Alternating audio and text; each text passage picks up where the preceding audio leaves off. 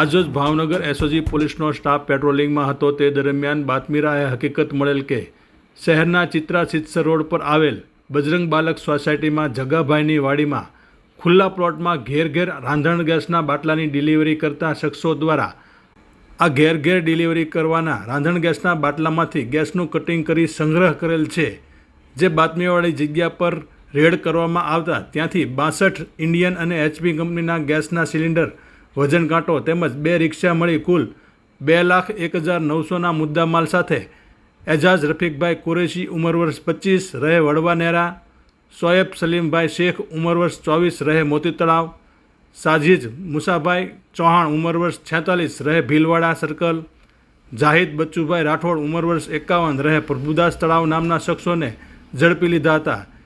જ્યારે અન્ય એક શખ્સ જગાભાઈ વાડીવાળાને પકડવાના બાકી હોય. આ તમામ વિરુદ્ધ બોરતળાવ પોલીસ સ્ટેશનમાં ગુનો નોંધી કાયદેસરની કાર્યવાહી હાથ ધરી હતી.